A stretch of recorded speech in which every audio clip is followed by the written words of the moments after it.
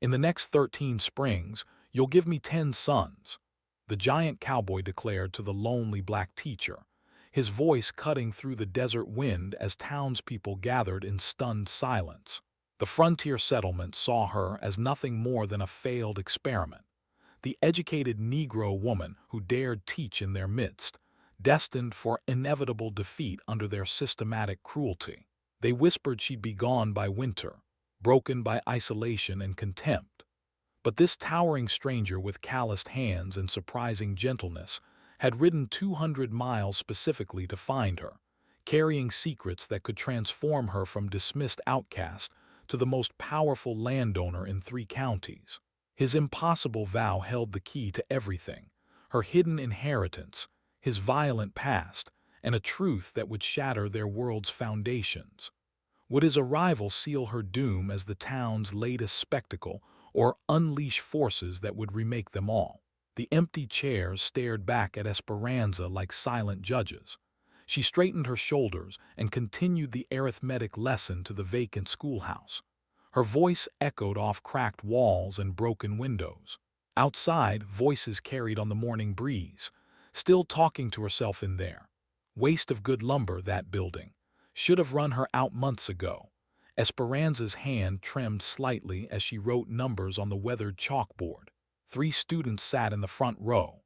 2 young children from the settlement's edge and Mrs. Patterson, an elderly woman learning her letters. The rest of Dustwood Ridge had made their position clear. Cordelia Whitmore's voice rose above the others outside. This foolishness has gone on long enough. No decent family sends their children to learn from her kind. The door creaked open. Little Sarah ducked inside, tears streaming down her dark cheeks. "Miss Esperanza, my mama says I can't come anymore. Says folks will stop buying our washing if I keep coming here." Esperanza knelt beside the 8-year-old. "Education is never wasted, Sarah. Remember that." The child nodded and slipped back outside. Mrs. Patterson gathered her worn primer. "I'll try to come tomorrow, but my grandson's getting pressure at the mill." She squeezed Esperanza's hand and left. Only young Marcus remained. The boy couldn't be more than 10, but his eyes held decades of hardship. His grandfather had been enslaved on the Whitmore ranch before the war. "You staying, Marcus?" "Yes, ma'am. Granddaddy says learning is the one thing they can't take away." Hoofbeats thundered outside. Esperanza peered through the broken window. A giant of a man dismounted from a massive bay horse. His frame stretched well over 6 feet, with shoulders that could carry timber. Dust covered his dark clothes, suggesting long travel. The crowd outside fell silent. The stranger approached Cordelia Whitmore with surprising grace for his size. "Ma'am, I'm looking for the schoolteacher, the colored lady." Cordelia's face twisted with disgust. "What business could you possibly have with that woman?" "Educational business. She's in that ramshackle building, wasting everyone's time. Though I can't imagine why a man of your stature would associate with her type." The giant tipped his hat and walked toward the schoolhouse. Each step seemed measured, purposeful. Esperanza quickly straightened her simple brown dress and smoothed her hair. No one had ever come looking specifically for her. The door opened slowly. The man had to duck under the frame. His pale blue eyes scanned the empty room before settling on her face. Something shifted in his expression, recognition without prior meeting. "Miss Caldwell?" "Yes, sir. Magnus Thornfield. I've traveled from Colorado Territory to speak with you." Marcus shifted nervously in his seat. The boy had seen enough trouble to recognize it approaching. "About what, Mr. Thornfield?" Magnus removed his hat, revealing sandy hair and premature lines around his eyes. "Your reputation as an educator precedes you. I have a proposition." The crowd outside pressed closer to the windows. Esperanza felt their curious stares like brands on her skin. "Perhaps we should discuss this privately." "No, ma'am. What I have to say, the whole town needs to hear." Magnus stepped back outside. His voice carried with surprising refinement when he addressed the gathered townspeople. "Folks, I've come a long way to find this teacher. I've heard remarkable things about her methods and dedication." Cordelia laughed harshly. "Remarkable. She has 3 students on a good day, Most days she talks to empty air. Sometimes the most valuable things appear worthless to those who don't understand their true nature. Esperanza stepped onto the schoolhouse porch. The morning sun cast long shadows across the dusty street. Every face in the crowd showed some mixture of curiosity, contempt, or amusement. Magnus turned to face her directly. His next words would echo in her memory forever. "Miss Esperanza Caldwell, I've come to make you an offer. In the next 13 springs, you'll give me 10 sons." The silence stretched like a held breath. Then chaos erupted. "Have you lost your mind? That's indecent. What kind of arrangement is that?" Esperanza's cheeks burned with embarrassment and anger. "Mr. Thornfield, I don't know what kind of woman you think I am, but I can assure you that I am not available for any such arrangement." Magnus raised his hand for silence. "You misunderstand my meaning, Miss Caldwell. I'm not speaking of biological sons. I'm speaking of something far more valuable." The crowd quieted, confusion replacing outrage. "I'm speaking of young minds shaped by education. 10 boys who will carry knowledge and dignity into the world. 10 future leaders who will prove that learning recognizes no boundaries of birth or circumstance." Reverend Moorcock stepped forward from the crowd. "Mr. Thornfield, while your intentions may be noble, the reality of our situation is quite different. Miss Caldwell's school has been struggling to attract students. Struggling because you've all decided it should fail before giving it a proper chance." Cordelia's voice cut sharp as a blade. "We have our own school, we don't need her. Methods. Confusing our children." Magnus pulled a folded paper from his coat pocket.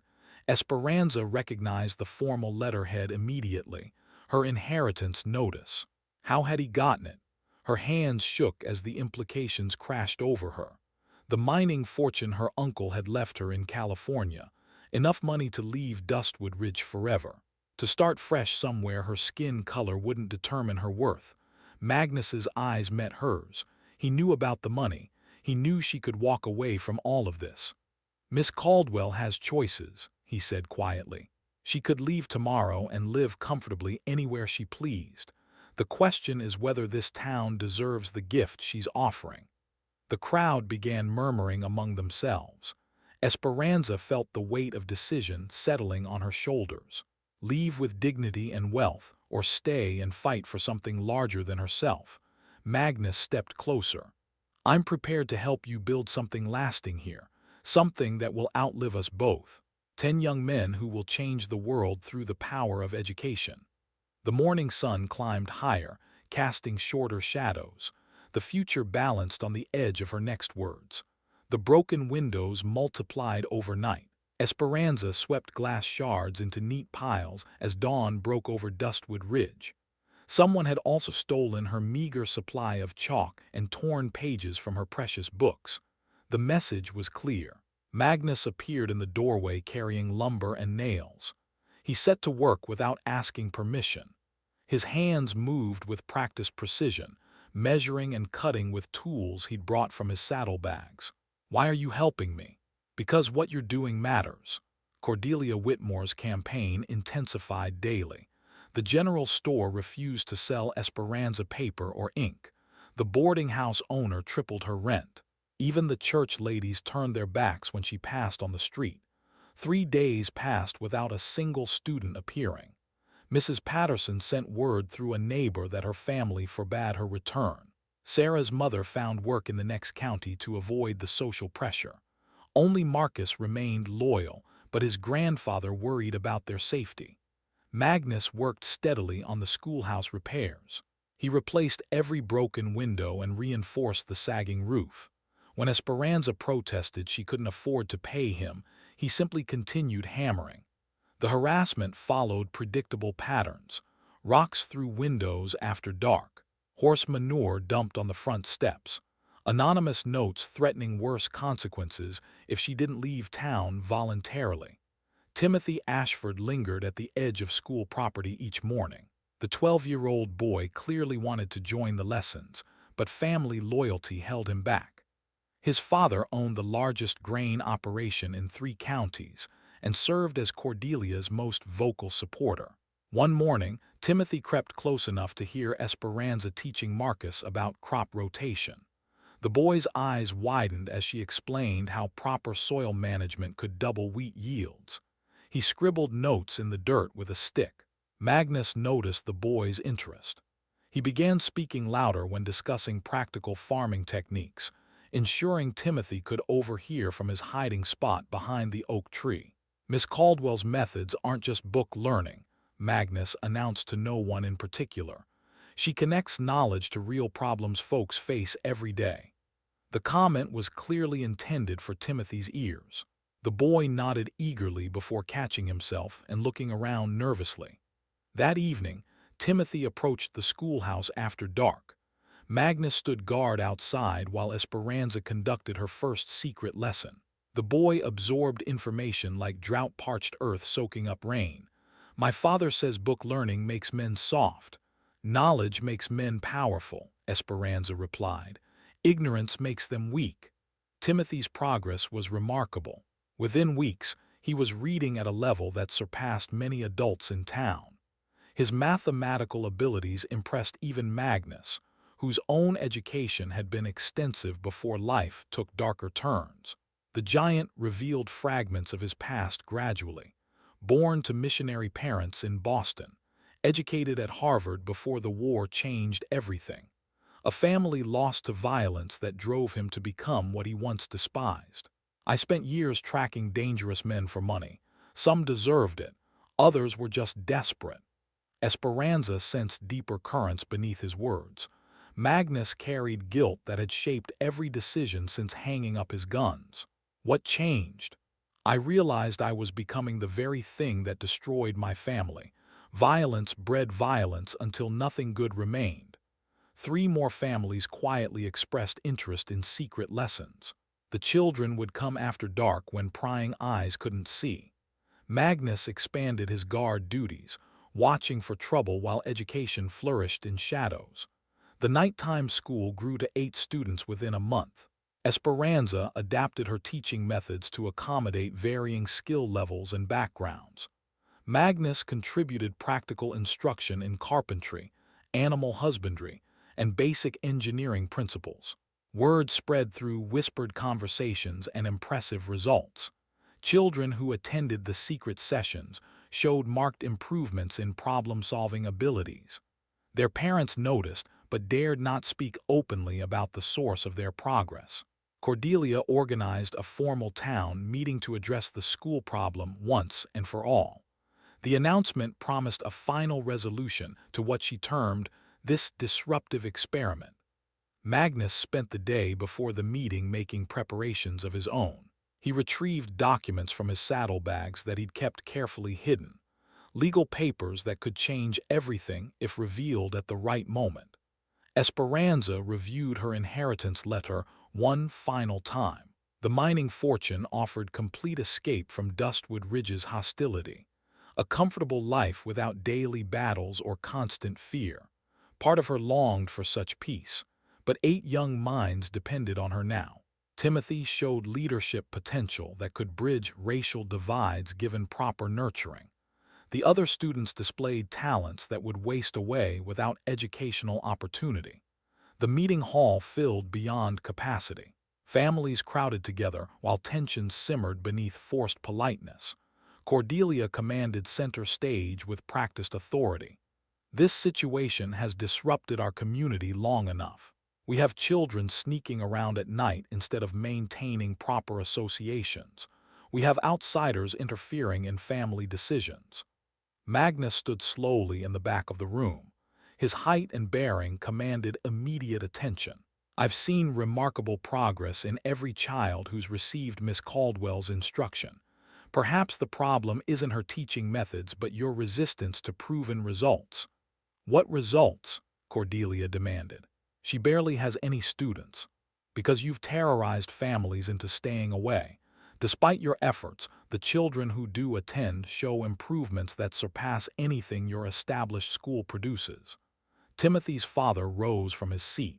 My son has been attending these secret meetings, against my explicit orders. The room erupted in shocked murmurs. Timothy shrank back as all eyes focused on him. "Stand up, son." The boy stood on trembling legs. His father's anger was legendary throughout the county. "Tell everyone what you've learned." Timothy's voice barely carried across the room, but his words would change everything. Timothy's voice grew stronger as he spoke. "Miss Caldwell taught me why our wheat yields dropped last season. The soil needs nitrogen rotation every third year. She showed me how to calculate seed spacing for maximum growth." His father's expression shifted from anger to surprise. The Ashford grain operation had indeed struggled with declining harvests. "She taught me to read land surveys and water table maps. I can figure compound interest for crop loans now. Real mathematics that matter to farming." Murmurs rippled through the crowd. Several farmers leaned forward with obvious interest. Timothy pulled a folded paper from his pocket. "I wrote a report on soil composition testing. Miss Caldwell says knowledge without application is just decoration." The room fell silent as the boy's father examined the document. His weathered face showed grudging amazement at his son's clear handwriting and detailed calculations. Magnus stepped forward. "That young man learned more practical skills in 1 month than most children acquire in years of traditional schooling." Cordelia's voice cut sharp as winter wind.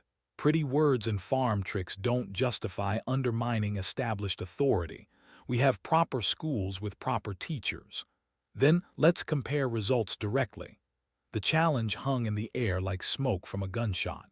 Esperanza felt every eye in the room focus on her. This moment would determine everything. "I propose a public examination," Magnus continued. "Miss Caldwell's students against your best pupils. Academic subjects and practical applications both." Cordelia's face flushed red.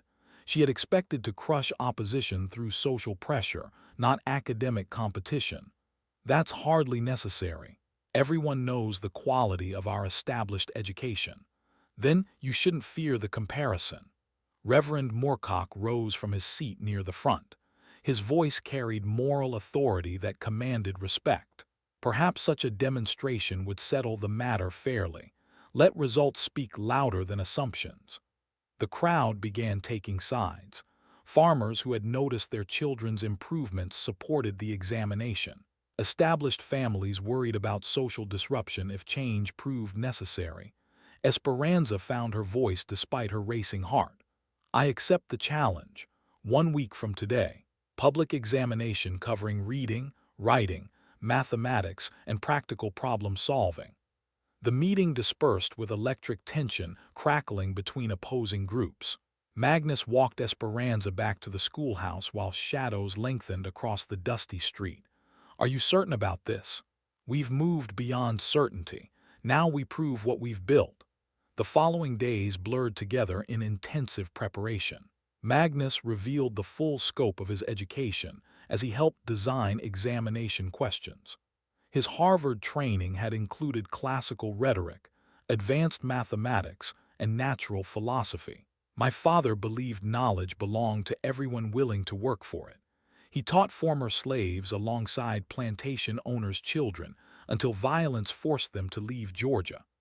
Esperanza understood why Magnus had sought her out specifically. She represented his family's interrupted mission, continued in different circumstances. Secret supporters emerged from unexpected places. The blacksmith provided metal materials for practical demonstrations. 2 farming families contributed supplies while avoiding public association with the effort. Timothy became the bridge between worlds. His obvious improvements impressed even skeptical neighbors. Other children began asking parents for permission to attend the examination as observers. Magnus spent evenings researching property records in the courthouse basement. The building's archives contained decades of land transactions and legal documents. His methodical search uncovered patterns that told disturbing stories. "I found something significant." He spread faded survey maps across Esperanza's desk. Property boundaries from 40 years earlier showed different ownership than current records indicated. "Your grandfather owned substantial acreage where the Whitmore Ranch now stands. These documents show the original homestead claims. Esperanza traced the boundaries with her finger. The land encompassed prime grazing territory and water rights worth enormous sums by current standards. How did the ownership change? Forged transfer documents dated just after your family left the territory. The signatures don't match any legal witnesses from that period. The implications crashed over her like flood waters. Her family hadn't simply moved away.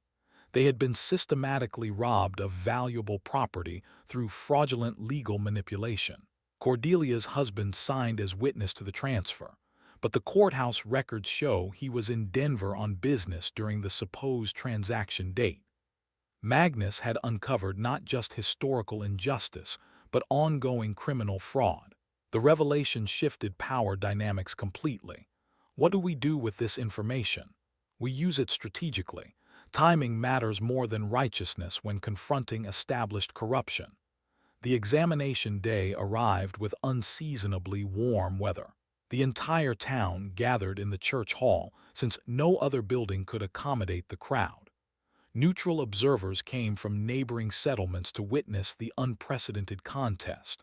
8 children sat on one side representing Esperanza's teaching methods.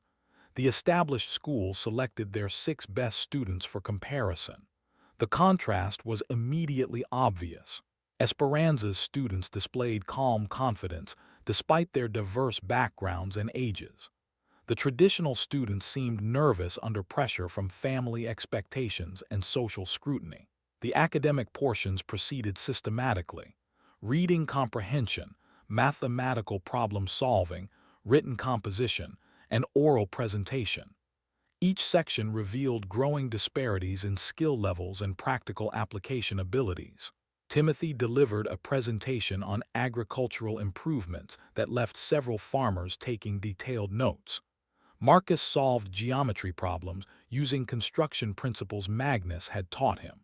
Even the youngest students demonstrated reading abilities that surpassed their traditional counterparts. The practical applications sealed the demonstration. Esperanza's students calculated real estate values, designed simple machines, and explained scientific principles underlying common farming problems. Their education connected directly to adult responsibilities and economic realities. The established school's students struggled with any application beyond rote memorization. Their knowledge remained compartmentalized and impractical for frontier life's demands. As the examination concluded, even Cordelia's strongest supporters could not deny the obvious superiority of results. The educational revolution had demonstrated itself through undeniable evidence. Magnus chose that moment to reveal his most powerful weapon. Magnus unfolded the yellowed survey maps before the stunned crowd. The documents crackled with age as he spread them across the makeshift podium. Every eye in the church hall focused on the faded ink and official seals. These are the original land grants from 1847. They show clear ownership records that differ significantly from current property boundaries. Cordelia's face drained of color. Her husband shifted nervously in his seat, recognizing the potential implications of historical document examination. According to these surveys, Esperanza Caldwell's grandfather held legal title to approximately 3,000 acres of prime grazing land, the same territory that now comprises the eastern section of the Whitmore Ranch. Gasps echoed through the packed hall. The Whitmore Ranch represented the county's most valuable agricultural property. Water rights alone were worth fortunes in the arid territory. Magnus produced additional documents from his leather satchel. The transfer records show suspicious irregularities, witness signatures that don't match courthouse records, dates that contradict documented travel logs, legal procedures that violate territorial statutes.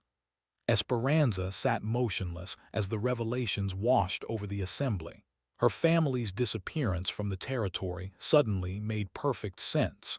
They hadn't left voluntarily. They had been systematically driven out after losing their rightful property to fraud. Mr. Thornfield, these accusations are outrageous. Cordelia's voice trembled with barely controlled fury. My family acquired that land through legitimate transactions decades ago.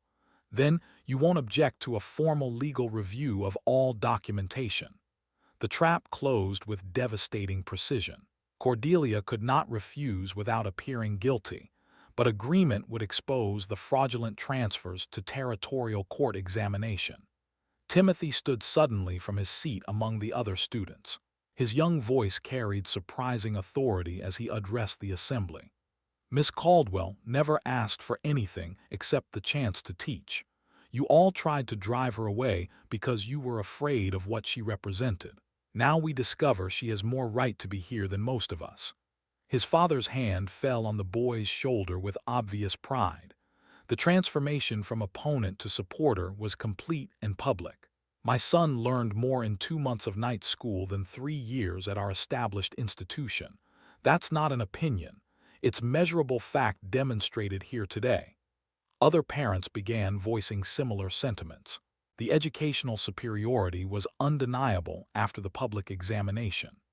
Children who had attended Esperanza's classes showed advanced skills that translated directly to adult responsibilities. Magnus sensed the moment for maximum impact. Miss Caldwell has legal claim to property worth more than most of us will earn in our lifetimes. She could pursue full restitution through territorial courts and likely succeed. The implications hung heavy as storm clouds. If Esperanza reclaimed her family's stolen land, the economic foundation of Dustwood Ridge would shift dramatically. Property values, water rights, and agricultural leases would require complete renegotiation. Instead, she chose to serve this community as an educator. She invested her inheritance money in school improvements rather than legal fees for property recovery. Esperanza found her voice despite the emotional turmoil of learning about her family's true history. I didn't come here seeking wealth or revenge. I came seeking the opportunity to teach children who deserve better futures. The words carried across the silent hall with quiet dignity. Even former opponents recognized the grace in her position. But I won't continue accepting harassment and sabotage while providing a service this community desperately needs.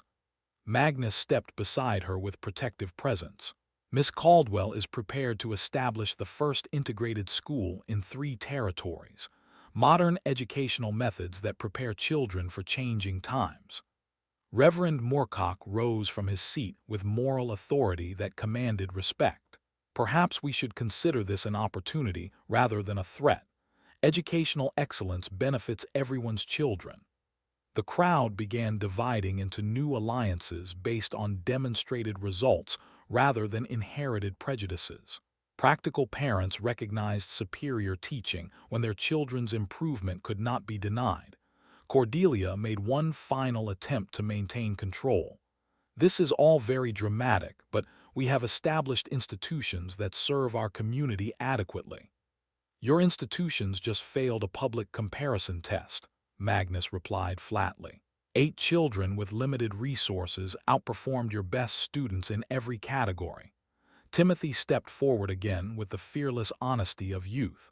Miss Caldwell taught us that ignorance is a choice. You can choose to keep making it, but we don't have to. The boy's words carried more power than any adult argument. Children speaking truth to established authority created undeniable moral pressure. Families began approaching Esperanza directly to discuss enrollment for their children. The economic advantages of superior education outweighed social concerns when practical benefits were obvious. Magnus organized informal groups to discuss implementation details. The transformation from resistance to cooperation happened gradually, but inevitably as parents recognized their children's needs. We'll need expanded facilities to accommodate increased enrollment. Miss Caldwell's property claims include suitable land for construction. The territorial government offers grants for innovative educational programs. Plans developed organically as the community imagined new possibilities. The fear of change gave way to excitement about educational opportunities previously unavailable in frontier settlements. Esperanza felt the weight of historical injustice transform into leverage for positive change. Her family's stolen legacy would become the foundation for educational progress that honored their memory. Magnus's original promise began taking concrete form. 10 young men receiving exceptional education who would carry knowledge and dignity throughout the territory. The vision expanded beyond individual students to systematic change that could influence an entire generation. The evening concluded with unprecedented cooperation between former adversaries.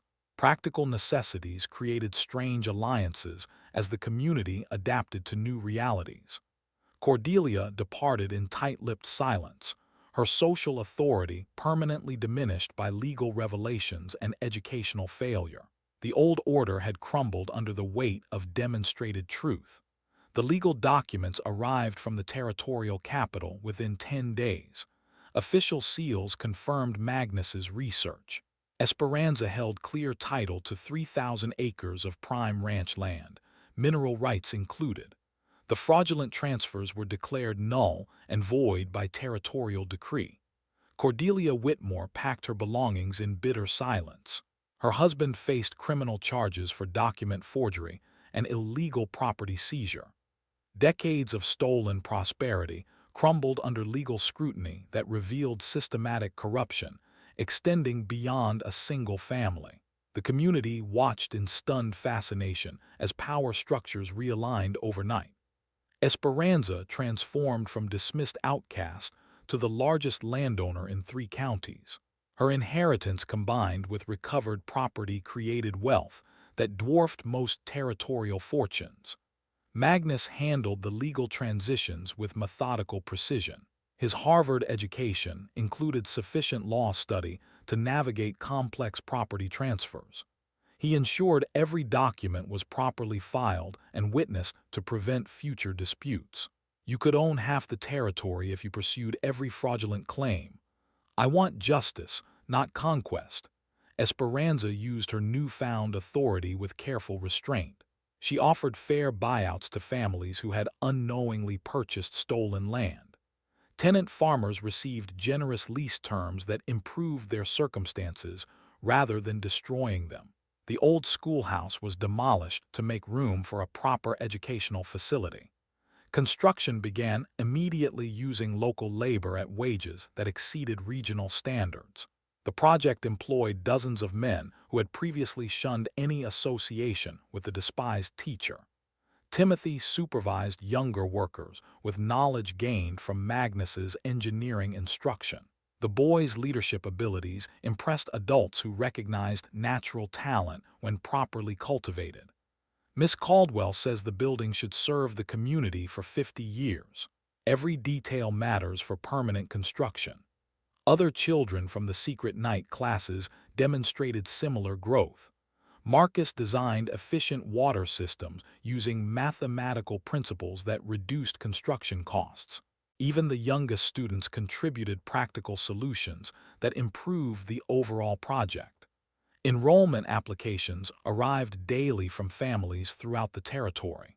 Word of the educational revolution spread through trading networks that connected isolated settlements. Parents traveled hundreds of miles seeking admission for their children. Magnus established admission criteria that prioritized merit over social standing. Academic potential and family commitment to education mattered more than wealth or connections. The selection process created unprecedented diversity in frontier education.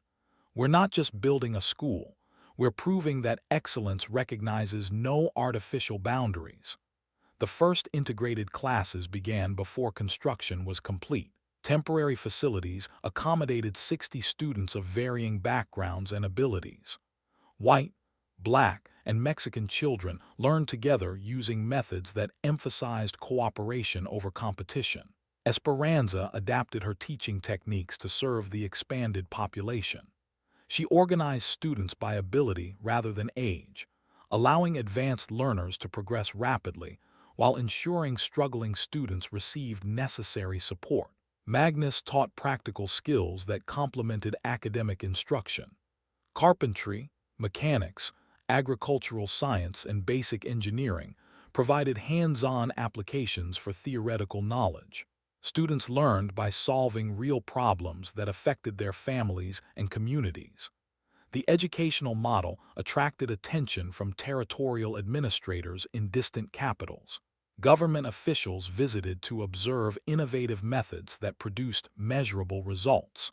Their reports praised the unique combination of academic rigor and practical application. This institution represents the future of frontier education. Students graduate with skills that immediately benefit their communities. Success stories multiplied as the first graduates demonstrated their capabilities. Former students established businesses, improved farming operations, and provided leadership in neighboring settlements.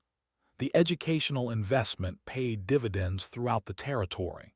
Cordelia made a final appearance at the school's dedication ceremony.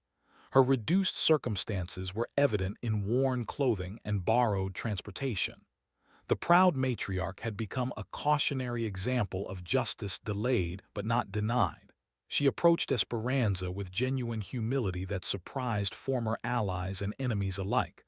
"I was wrong about you, about everything you represented. We all make mistakes. The measure of character is how we respond to truth when it's revealed." The conversation was brief but significant. Cordelia's public acknowledgement of error provided closure that allowed the community to move forward without lingering resentment. Magnus counted enrollment figures with satisfaction as the second year began.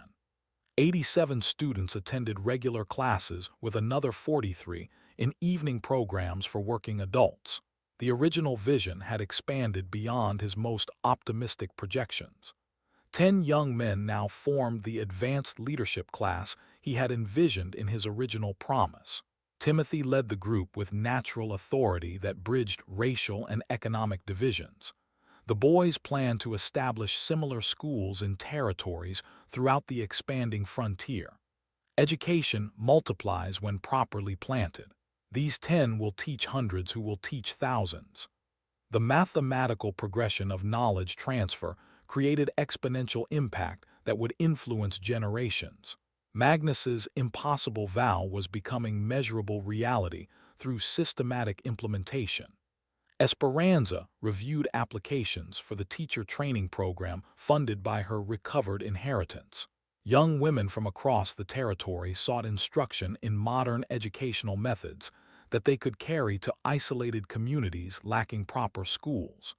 "We're not just changing Dustwood Ridge, we're changing the entire frontier." The ripple effect spread through economic and social networks that connected distant settlements.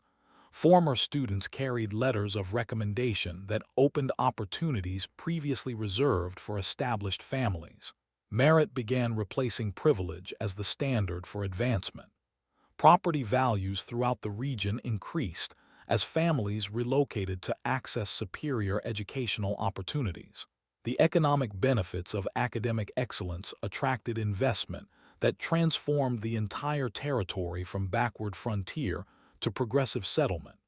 Magnus surveyed the completed campus with deep satisfaction.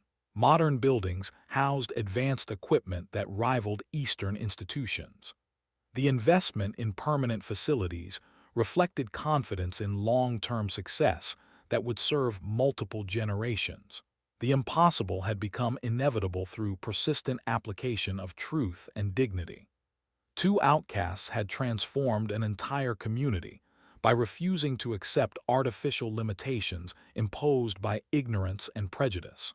The spring graduation approached with unprecedented enrollment and community support.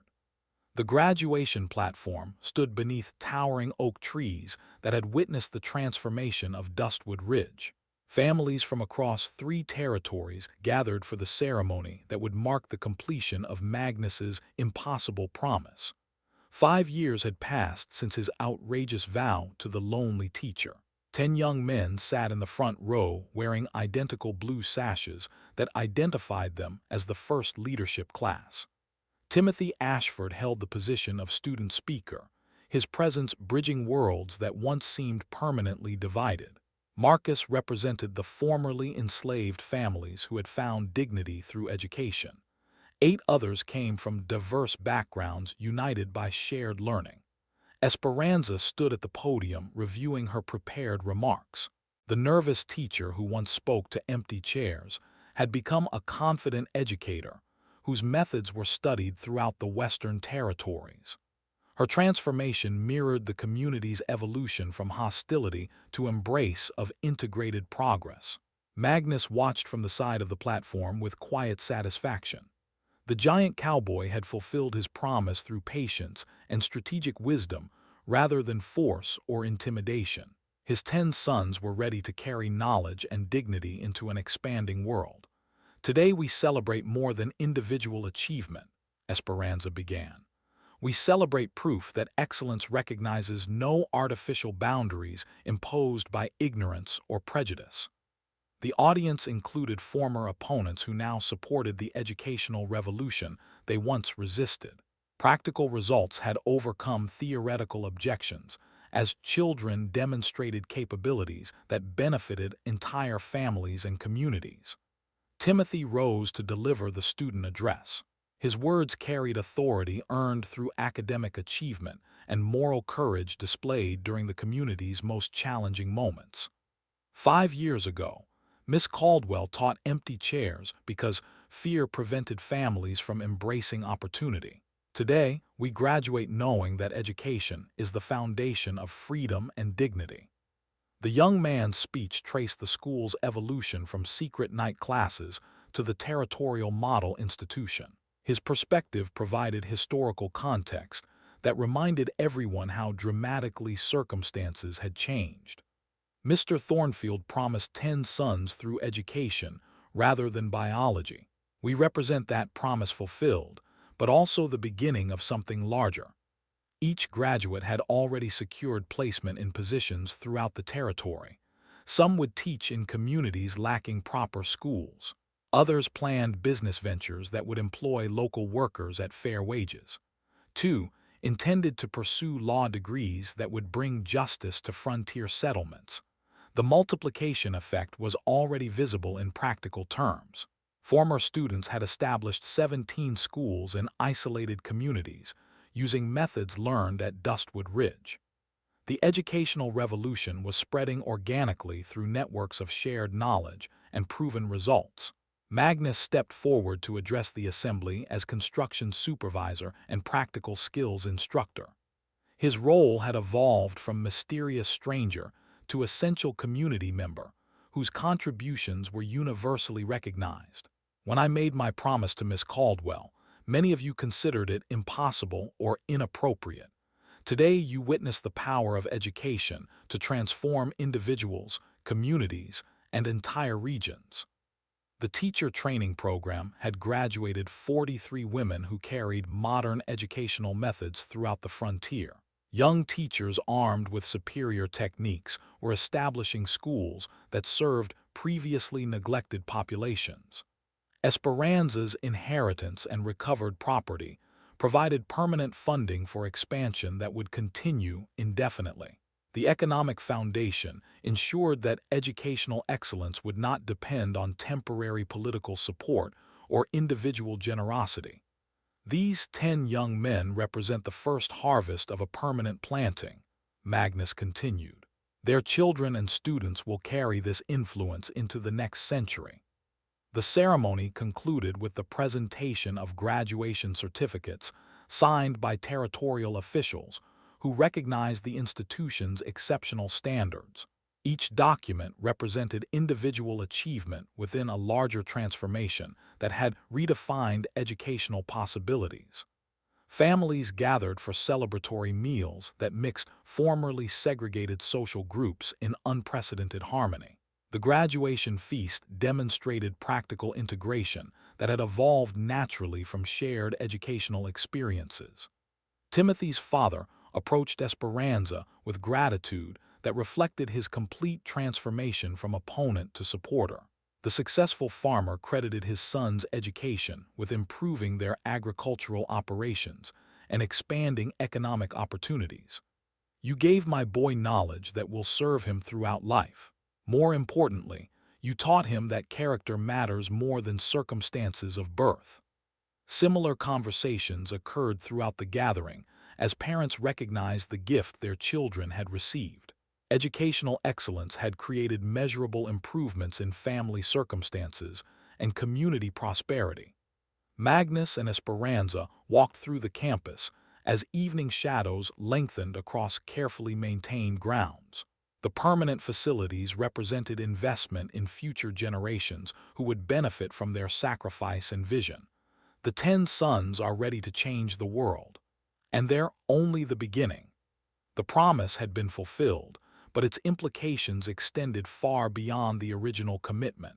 Systematic change was occurring through the multiplication of knowledge and the persistence of truth applied with dignity and strategic wisdom. Applications for the following year exceeded facility capacity by substantial margins. The success of the educational model had created demand that required continued expansion to serve families seeking opportunities for their children. The impossible vow had become inevitable reality through patient application of principles that recognized human potential regardless of artificial limitations. Two outcasts had transformed an entire region by refusing to accept predetermined roles assigned by ignorance and prejudice. The graduation celebration continued late into the evening as the community marked the completion of one chapter and the beginning of countless others. The 10 sons would carry their education throughout the expanding frontier, multiplying the impact of Magnus's promise through generations, yet unborn. Education had proven more powerful than force, dignity more effective than revenge, and truth more lasting than convenience. The transformation of Dustwood Ridge would influence the development of the American frontier for decades to come. And that is all to the story, for now. Please let me know where you are tuning in from. Perhaps we will create a story there. Consider liking this video and subscribing to our channel. And if you enjoy our content, click this video on your screen. I promise you it's worth watching. See you tomorrow.